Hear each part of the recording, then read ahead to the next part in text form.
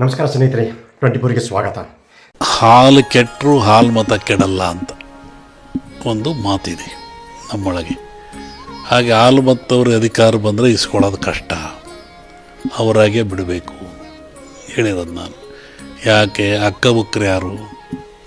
ಹಾಲು ಸ್ಥಾಪಕರು ವಿದ್ಯಾರಣ್ಯ ಕಟ್ತಾರೆ 5 ಜನ ಅವರು. ಅಕ್ಕಬುಕ್ಕರು ಸಾಮ್ರಾಜ್ಯ ಇವತ್ತು ವಿಜಯದಶಮಿ ಏನು ನಡೀತಾಯಿದೆ, ಇವತ್ತು ನಡೀತಾಯಿದೆ ಅಕ್ಕಬುಕ್ಕರು ಮಾಡಿದ್ದು. ಛತ್ರಪತಿ ಶಿವಾಜಿ ಯಾರು? ನಿಮ್ಮ ಗದಿಗಿನವನೇ, ಅವನು ಹಾಲ್ಮತ್ತವನೇ ಶಿವಾಜಿ. ಆಮೇಲೆ ಆ ರಾಣಿ ಕಾಶಿ ದೇವಸ್ಥಾನ ಕಟ್ಟಿಸಿ ರಾಣಿ ಆಕೆಯು ಹಾಲ್ಮತ್ತವಳೆ. ಹಿಂಗೆ ಹಾಲ್ಮತ್ ಸಮಾಜದಲ್ಲಿ ಲೋಕೋತ್ತರ ಕಾಣಿಕೆಗಳಿದ್ದಾವೆ. ಅವರು ಒಂದು ರೀತಿಯ ದೈವ ಬಲ ಇದೆ. ಎಲೆಕ್ಷನ್ ಊಟ ಮೊದಲು ಹಾಲ್ಮತ್ತರು ಬೋಣಿಗೆ ಮಾಡುವಂತಾರೆ. ನಾನು ಹೇಳಿದ್ದೇನು, ಹಾಲಮತ ಸಮಾಜದವರಿಗೆ ಅಧಿಕಾರ ಬಂದರೆ ಬಿಡಿಸಿಕೊಳ್ಳೋದು ಕಷ್ಟ, ಅವರೇ ಬಿಡಬೇಕು ಅಂತ. ಹೋದ್ಸರಿ 5 ವರ್ಷ CM ಆಗಿದ್ರು, ಬಿಟ್ಟರೆ ಅವರು ಎಷ್ಟು ಹೋರಾಟ ಮಾಡಿದ್ರು ಬಿಡಿಸ್ತಿಲ್ಲ. ಹಾಗೆ ಬಂದಿದೆ, ಅವರಾಗೆ ಬಿಡಬೇಕೆ ವಿನಃ ಬಿಡಿಸೋದು ಕಷ್ಟ ಅಂತ ಹೇಳಿರೋದು. ನಾನು ಹಾಲ್ಮತ ವ್ಯಕ್ತಿ ಬಗ್ಗೆ ಹೇಳಿಲ್ಲ, ಆ ಸಮಾಜದ ಗೌರವ ಘನತೆ ಬಗ್ಗೆ. ಆ ಆಳ್ಕೆ ಶಿವಾಜಿ ಹೆಸರು ಇವತ್ತು ಐತಲ್ಲಪ್ಪ, ಕುರುಬರ ಅವನು, ನಿಮ್ಮ ಗದಿಗಿನವನೇ ಅವನು.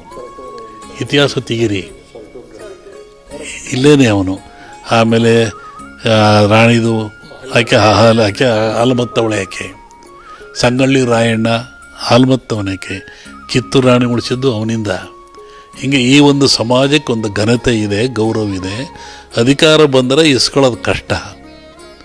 ಸಂಗಣ್ಣನ ಕೊಂದರು, ಇಲ್ಲದೆ ಹೋದ್ರೆ ಬಿಡ್ತದ ಅವನು. ಅಕ್ಕಬೆಕ್ಕರು ರಾಜ್ಯವೊಂದು ಕಟ್ಟಿದರು, 5 ಜನ ಅವರು. ವಿಜಯನಗರ ಸಾಮ್ರಾಜ್ಯ ಹೆಸರು ಉಳಿತು. ಇವತ್ತು ಮೈಸೂರು ದಸರಾ ನಡೀತಿರೋದು ಎಲ್ಲಿಂದ? ಅವರಿಂದಲೇ. ಹಾಗಾಗಿ ಆ ಒಂದು ಸಮಾಜದ ಘನತೆ ಬಗ್ಗೆ ಹೇಳಿದೆ ನಾನು ಒಬ್ಬ ವ್ಯಕ್ತಿ ಬಗ್ಗೆ ಹೇಳಲಿಲ್ಲ. ಯಾಕೆಂದರೆ ಹೋದ ಸತಿ ಆಯಿತು, 5 ವರ್ಷ ಅವ್ರು ಆಳಿದರು, ಎಷ್ಟೆಷ್ಟೋ ಪ್ರಯತ್ನ ಪಟ್ಟರು ಬಿಡಿಸೋಕ್ಕಾಗಲಿಲ್ಲ. ಈಗಿದೆ, ಆಗಿದ್ದಾರೆ, ಅದರಿಂದ ಕಷ್ಟ ಇದೆ, ಅವರಾಗೆ ಬಿಡಬೇಕು ಅಂತ ಹೇಳಿರೋದು ನಾನು. ಸ್ನೇಹಿತರೆ, ಈ ವಿಡಿಯೋ ನಿಮಗೆ ಹೇಗೆ ಅನಿಸುತ್ತೆ ಅನ್ನೋದ್ರ ಬಗ್ಗೆ ಕಮೆಂಟ್ ಮಾಡಿ, ಲೈಕ್ ಮಾಡಿ, ಸಬ್ಸ್ಕ್ರೈಬ್ ಮಾಡಿ, ಬೆಲ್ ಬಟನ್ ಒತ್ತೋದು ಮರಿಬೇಡಿ. ಏಕೆಂದರೆ ನಮ್ಮ ಪ್ರತಿಯೊಂದು ವಿಡಿಯೋ ಮೊದಲು ನಿಮಗೆ ತಲುಪಬೇಕು. ನಮಸ್ಕಾರ.